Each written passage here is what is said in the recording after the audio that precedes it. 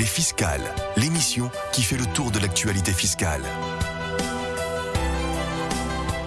Bonjour à tous, au micro Marie-Pierre O. J'espère que vous allez tous bien. Aujourd'hui, mardi 13 avril 2021, j'ai le plaisir de vous retrouver pour une nouvelle édition des Fiscales, consacrée pour la première fois à la fiscalité patrimoniale.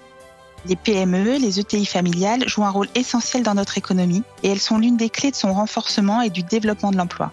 Or, la fiscalité du patrimoine revêt une importance particulière pour ces entreprises familiales, leurs dirigeants et leurs associés.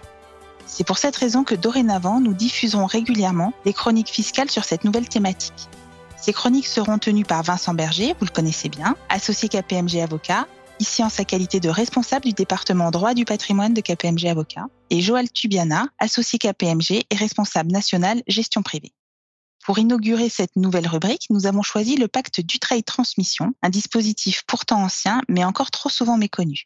Dans cette première chronique, Vincent Berger va nous présenter les opportunités et nouveautés offertes par le régime du pacte Dutreil. Bonjour Vincent, c'est à vous. Bonjour Marie-Pierre et bonjour à tous.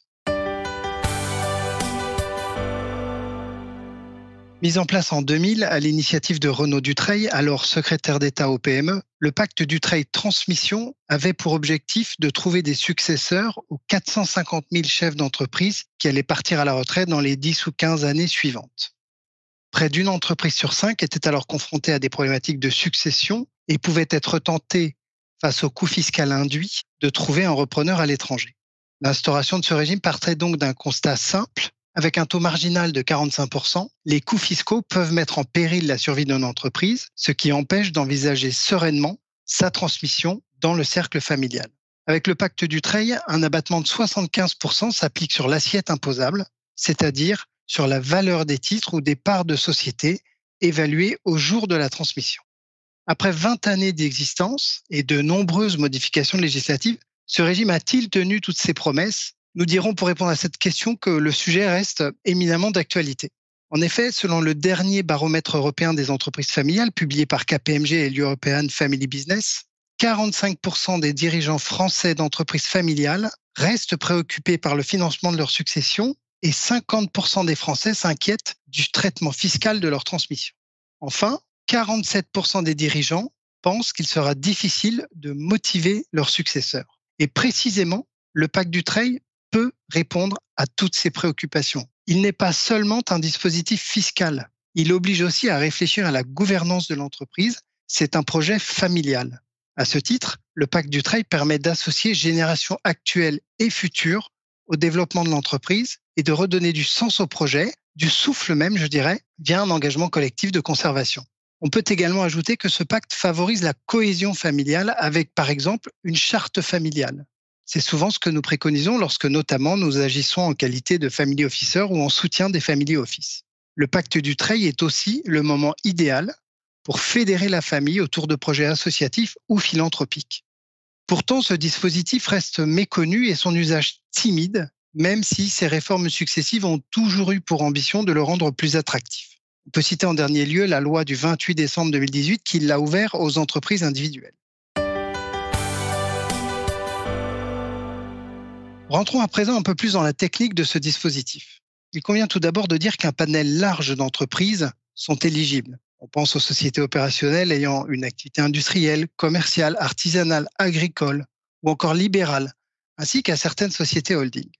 Ajoutons que ce pacte s'adresse aux transmissions d'entreprises, familiales ou non, réalisées à titre gratuit, qu'elles aient lieu par décès ou entre vifs. En réalité, un pacte Dutreil, ce n'est rien d'autre qu'un engagement de conservation des titres d'une société qui a vocation à être transmise. Ce pacte, en pratique, fonctionne en 2 temps. Un premier temps au cours duquel la transmission doit intervenir, suivi d'une seconde période de conservation des titres transmis. La première étape est celle de l'engagement collectif de conservation des titres de la société. D'une durée minimale de 2 ans, il doit avoir été conclu préalablement à la transmission.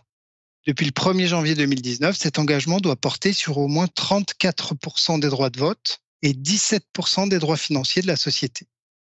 En pratique, quels conseils donner aux entreprises s'agissant de cette première étape ? Bien entendu, nous conseillons de conclure cet engagement collectif le plus tôt possible. Même si le législateur a prévu la possibilité de le faire après le décès, c'est ce qu'on appelle l'engagement post-mortem, ces conditions de mise en œuvre sont alors plus restrictives. Sans oublier que jusqu'à 70 ans, les donations en pleine propriété bénéficient d'une réduction de droits de 50%. Ce délai de 2 ans est incompressible, ça peut être plus, mais pas moins.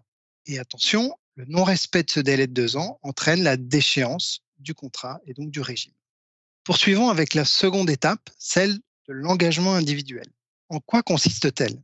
Au cours d'une nouvelle période de 4 ans, qui démarre à l'issue des 2 premières années que dure l'engagement collectif, chaque héritier, légataire ou donataire, devra conserver individuellement les titres transmis. Le non-respect par l'un des signataires de son engagement individuel ne remet pas en cause l'avantage fiscal des autres, lui seul en subit les conséquences fiscales. Toutefois, la loi admet des exceptions. Ainsi seront évidemment possibles la transmission par voie de succession ou de donation à un descendant pendant cette période d'engagement individuel. De même, l'apport des titres à une société holding, et notamment par le biais d'une opération appelée dite de family buyout, ne remettra pas en cause l'engagement. Cette tolérance étant d'interprétation stricte, nous invitons nos auditeurs à être très vigilants et à s'entourer de praticiens avant de mettre en œuvre une opération susceptible d'avoir un effet sur la validité du pacte. Bien entendu, ce régime est soumis à d'autres conditions d'application, notamment celles relatives à la fonction de direction. L'un des associés ayant souscrit l'engagement collectif de conservation doit exercer, pendant la durée de cet engagement et les 3 années qui suivent, une fonction de direction. En pratique, il s'agit d'un mandat social dans la société concernée. Je viens d'énoncer tous les avantages que présente ce pacte Dutreil, mais il faut aussi se demander si en pratique, cet enchaînement d'engagements collectifs et individuels présente des inconvénients. Eh bien non, au contraire, c'est une stratégie patrimoniale qui autorise tout et qui n'interdit rien tant que la transmission n'a pas été faite. Il s'agit simplement de prendre date et de s'engager à conserver des titres. Si pour une raison ou pour une autre, le dirigeant renonce à transmettre ou ne remplit plus les conditions, cela restera sans conséquence si, bien entendu, la donation n'a pas déjà eu lieu. À l'inverse, ne pas le souscrire, c'est se priver d'une opportunité de transmission au sein de la famille à moindre coût fiscal. Cela permet également de se prémunir d'un décès brutal du fondateur avec toutes les conséquences dommageables pour l'entreprise qu'il a créée. Au début de cette chronique, je parlais de la nature de l'activité de la société dont les titres sont soumis au pacte Dutreil. L'actualité récente démontre que les juges ont encore eu récemment à s'intéresser à l'application du dispositif au cas particulier des holdings. Que peut-on retenir de ces jurisprudences ? D'abord qu'elles sont complexes, nombreuses, mais simplement en guise de synthèse que les holdings animatrices sont également éligibles au pacte Dutreil et que l'animation, cette activité, doit être prépondérante. L'administration fiscale vient d'ailleurs de prendre acte de ces jurisprudences dans son projet de BOFIP du 6 avril dernier, mis en consultation publique jusqu'au 6 juin 2021.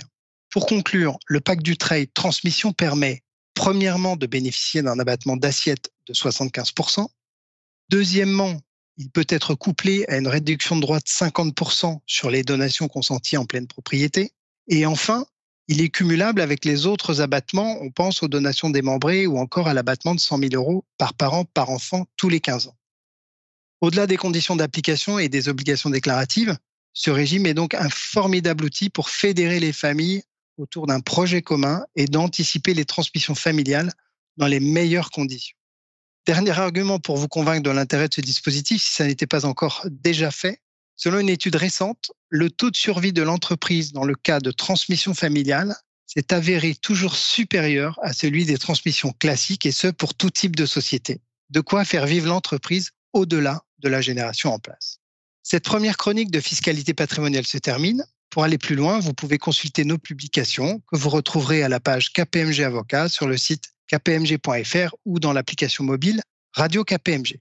Nous vous donnons rendez-vous très prochainement pour une nouvelle chronique qui portera sur la holding patrimoniale, sauf si l'actualité des donations devient plus brûlante. Un grand merci pour votre attention et à bientôt sur nos ondes.